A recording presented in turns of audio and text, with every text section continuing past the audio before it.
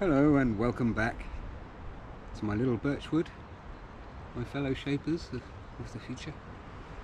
I'm going to start off by just making a couple of upgrades to this, nothing major, but just a little bit more strength. I'm going to use natural, I say cordage, it's just going to be a piece of vine, which is a pest, so I don't mind using that at all.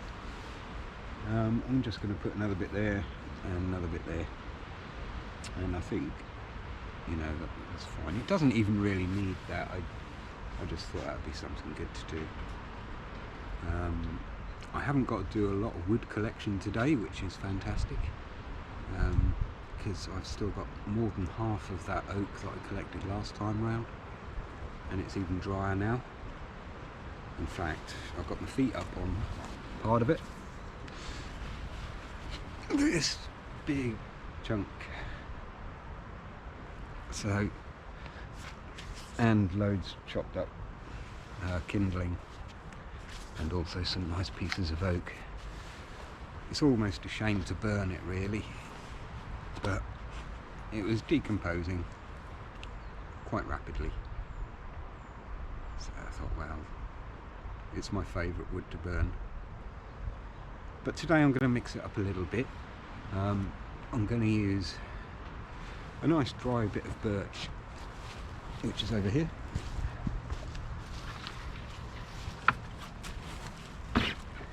There is actually an abundance of this stuff. This was just dead standing, leaning up against a tree like so, and it's bone dry. So I'm going to mix up a little bit of this in the burn as well. Also some ash, which I've got a couple of logs. I just collected one log on the way in, and I've got another large log somewhere of ash. The beauty of ash is that it doesn't need to be fully matured or dried as such. It will still burn green, but it's best left 6 months. That said, it's one of those rare woods where it will actually burn quite fresh. So yeah, I'd like a bit of that as well, because there isn't much between oak and ash in burning temperature. They're both pretty equal. Birch, on the other hand, is a much more rapid. It gives off a rapid amount of heat very quickly, but doesn't last, whereas the oak and the ash are kind of the opposites. So yeah, start off with the birch, a little bit of it, move on to the ash and the oak, and see how we go from there. That isn't, well, I like gathering wood, so I've got some stuff to chop yet and saw up, so I'll do that. I'm currently drying out, not that it was actually very wet, there was just a couple of little spots here. It was giving it an airing more than anything, but that is the top from an airbed, which has got a little bit of a furry surface on it, but it's also very thick plastic and is great to put me in between me and that floor, which, as you can see, is very damp in there. I'll show you in there a bit more closely shortly, while it's all sort of bare and no bedding, and you'll get a better idea of what it's kind of like, I think. There goes the bed. Also, I shall be using my tools a little bit. I need some really nice samples of wood, and in this ash and this oak that I collected, there is some very nice pieces in between the knots, and I would like to collect those and just shape them a little bit. Nothing too crazy. I have brought sandpaper, but not planning on going that far probably. Just get them roughly in the right shapes that I like. This is I'm gonna have to film the next installment of my trees. I think I'm going to go with ash next, because it is one of my favourites, and I've got some here, and it's nearly alphabetical, so nearly. So yeah, I'll be explaining a bit about the ash. Check that out. I'll try not to make it too long, but I do get into the subject a little bit sometimes. But I just like to know what the trees are around me. So in that series I'll be trying to pass on my knowledge in the situation. I've done lots of conservation work over the years. I've lived in many woods, anything up to 6 months at a time. No fixed abode as well for half a year, living just on the road, travelling with incidentally a green witch who had an amazing knowledge of every hedgerow and tree and plant, for that matter, that we came across. And we ate salad type foods like kings. She was totally vegetarian though, so no meat, but yeah, we survived out of hedgerows, out of eating things that ordinarily you wouldn't, and probably wouldn't want to, but it is interesting. And I learned quite a lot from that experience, travelling with her. She had a horse-drawn wagon, and a little goat, and a beautiful horse called Jimmy, and a little dog called Rena Pup. I apologise if you've got a bit of a fisheye effect on this video, because I'm using super view for the first time, which is a wide angle. So there will be a lean in with the trees at the sides here and make me look like I'm in my own little world. But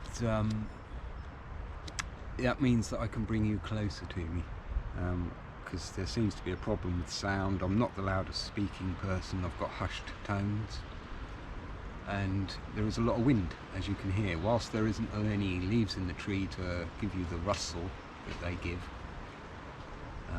because ordinarily it would be almost deafening in here with the leaves on, because they're birch and they're older, and they love, well, there's loads of poems about all that, the noise of the rustle of the wind with the soft furs on the alder. It's like a whisper. And then you've got the pure noise of the birch, which in its way is kind of nice. It's just a little bit loud sometimes, that's all. So here I am complaining about something that isn't actually there at the moment, so yeah. Time to move it on, I think.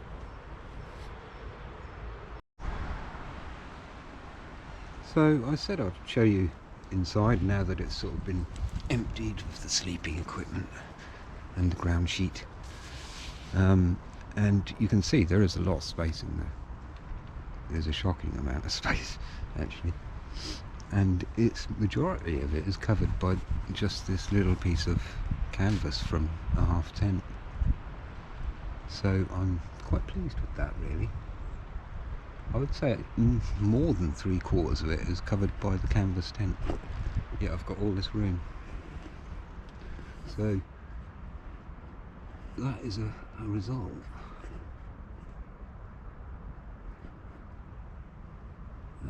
My chair is brilliant. I've never had a chair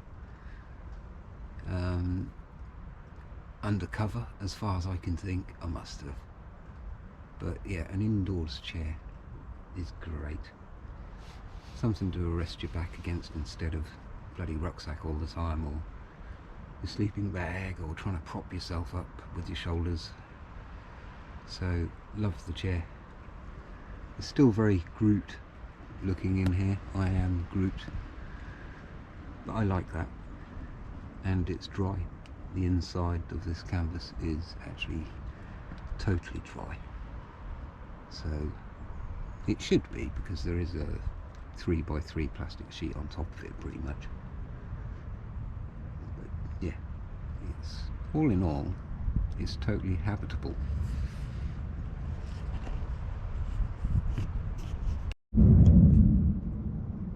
And over this side we have my little cooking area, which is over there. I keep everything flammable or potentially dangerous over that way, roughly on that side of the tent, so that I can always just tumble out of this side if I need to, which would be very easily done because it's only held down by 2 pegs, and I think I would be able to get out of here very quickly if I had to. Always plan your escapes. I know slightly paranoid thinking, but it makes sense. If you know the quickest way out and the safest way out, it can only be a good thing, can't it? So yeah, plan your escapes. Do you no harm. The stove, my double that I put together, 2 13-pound stoves joined together, so that was £26. Fantastically cheap firebox basically for wood burning.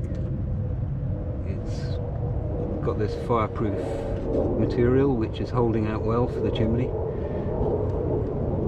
Might not last forever, but it's actually performed better than I expected, and it's all held up above the ground, considerably above the ground. There's 2 bricks, a steel plate, then there's this tray which collects the ash, so there's a lot between it and the actual ground, which is what I want. But say the worst comes to it, this silver blanket can take a reasonable amount of heat. So, as I mentioned, I've still got a lot of wood left over from the last visit, and it's all this gorgeous long burning oak.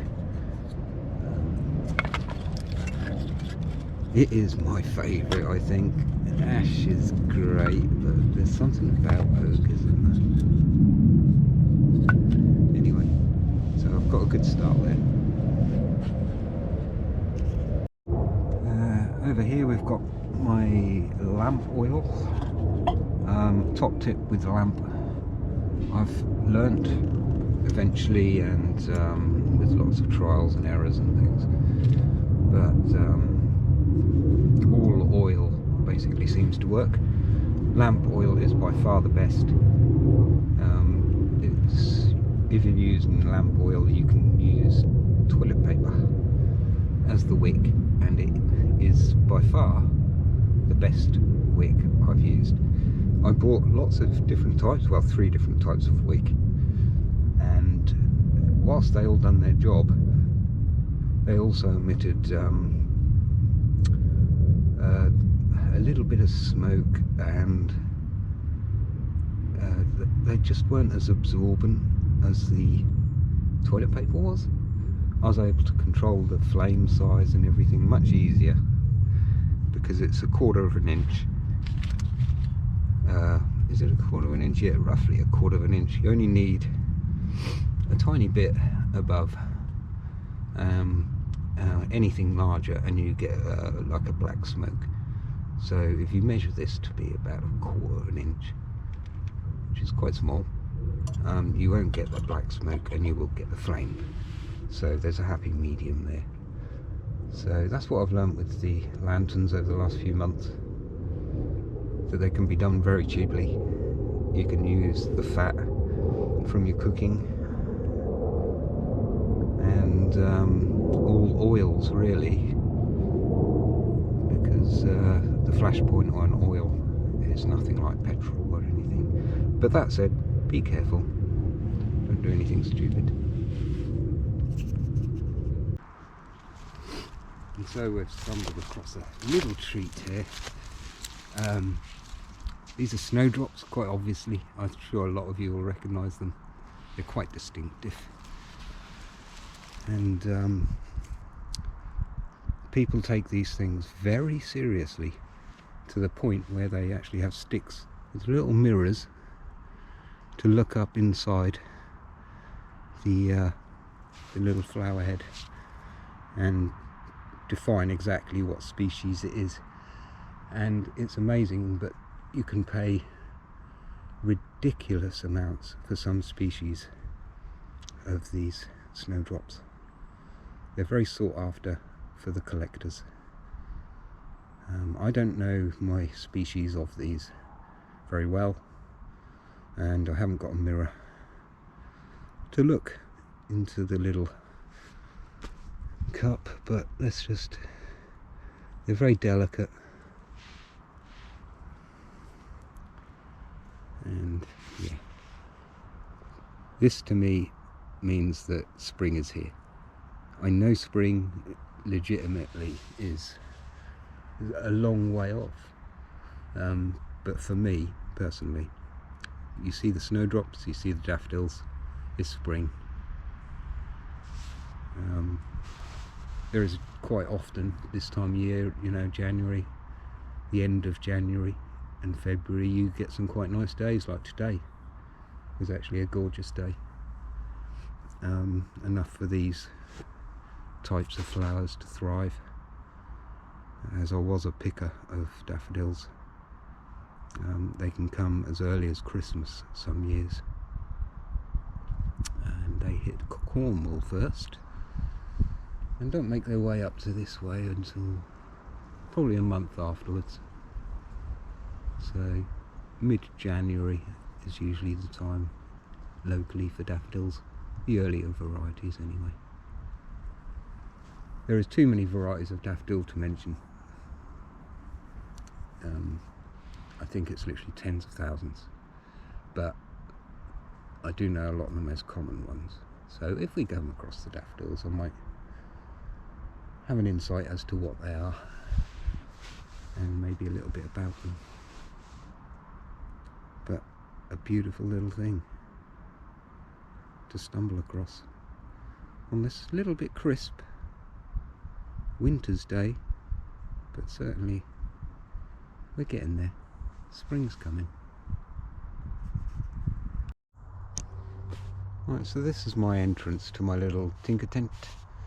I have this little platform here to raise it above the ground level. It's just handy to come in and out of, really, with your boots, mucky old boots. So it's like a boot mat. I don't care if that gets wet or dirty. And you can get in and out of the tent easier with it. I sometimes place one of my mats on it, but other than that, that's left alone. So then I've got my bedroll, which is initially this is a very thin layer that is part of my other tent. It's semi-waterproof, and it's for the porch in my other tent. So it's actually got these little clips on the sides that I can pull up and clip on to the rib cage, now that I've fixed the knots a little bit better. So then I've got that, and after that I have this big plastic, thick plastic airbed, the top of, with its slightly velvety surface. Then I have this small roll mat, inflatable. It inflates itself.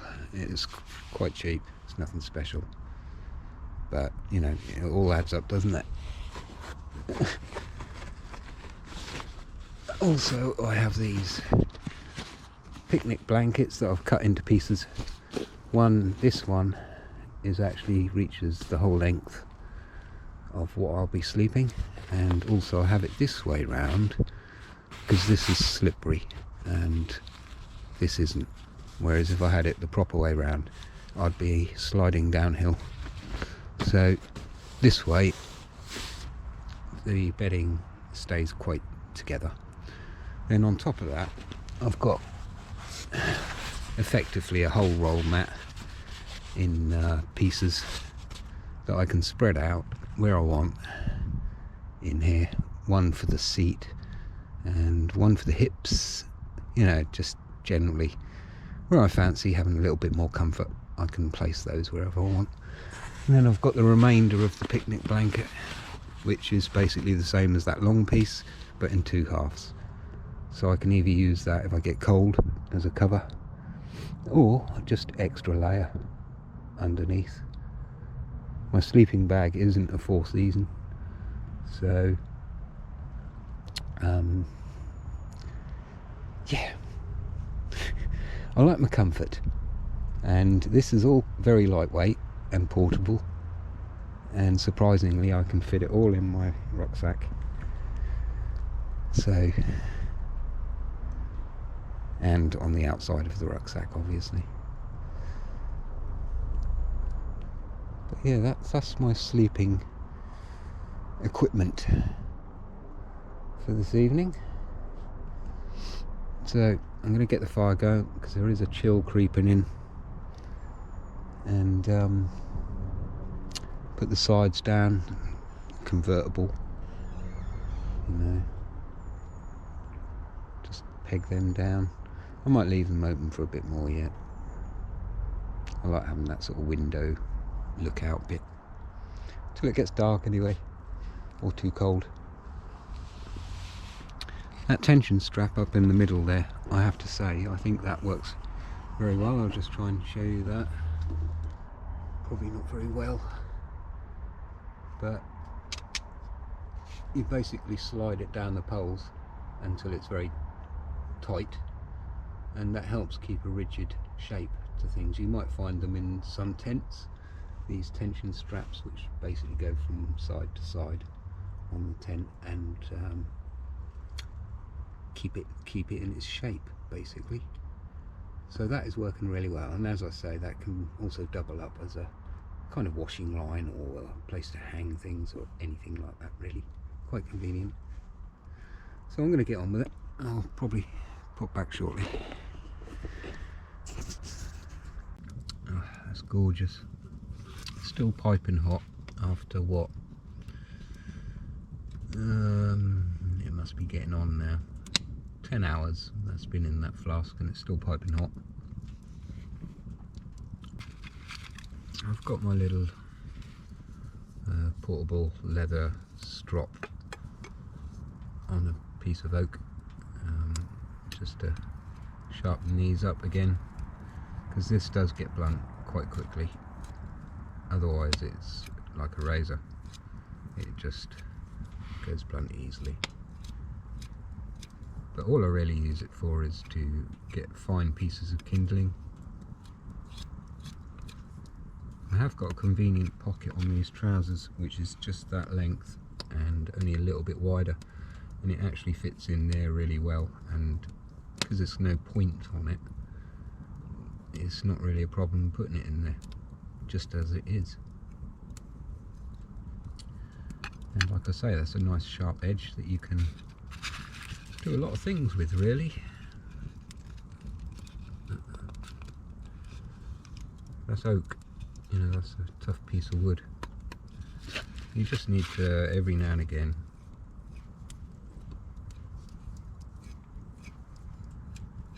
do that. That's all it takes. And you've got a razor sharp butter knife. Don't know about razor sharp, but it should be quite sharp. I've got nothing to actually show you how good it is at the moment. I've did a card, but that isn't going to really say much, is it? But yeah.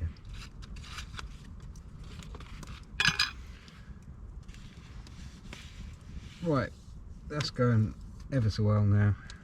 I can feel the heat bellowing out from it, and I'm going to make myself comfortable and probably cook that little pizza first, because I need something quick to eat, as I haven't yet, and it's what, 6 o'clock, 7 o'clock.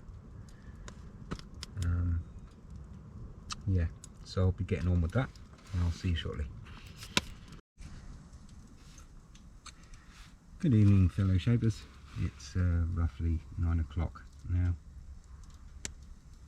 Roughly 9 o'clock, and for the last hour or so I've just been messing around with pieces of wood. It's very therapeutic, I find. It's just a great thing to do. So I've got a variety of tools here which I shall go through, but I've got nothing in mind at the moment. These are just blanks. I'm shaping the wood to how I like it, or how the wood is, more the point.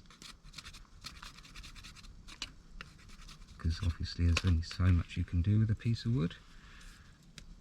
But I like symmetry. So there is a good piece of wood there. Nice piece of ash.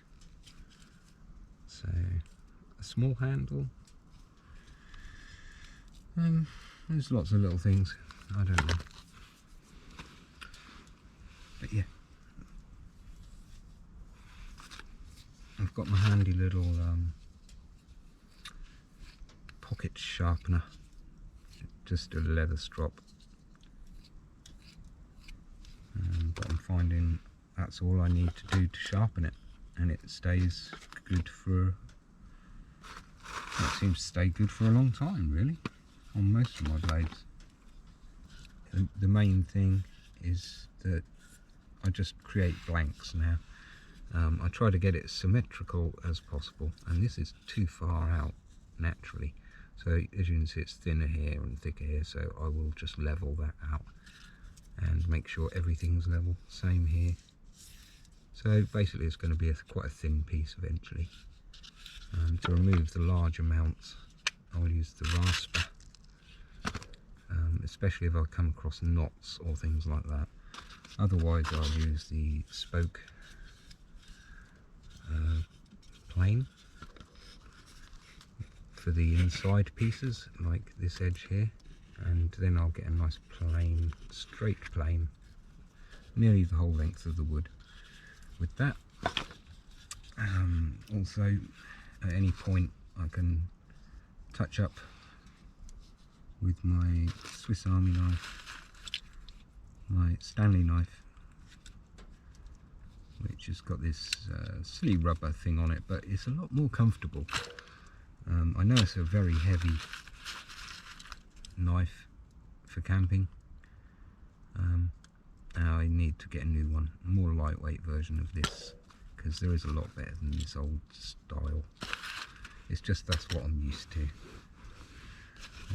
I have got my butter knife, which is great for carving and smoothing off edges and things like that.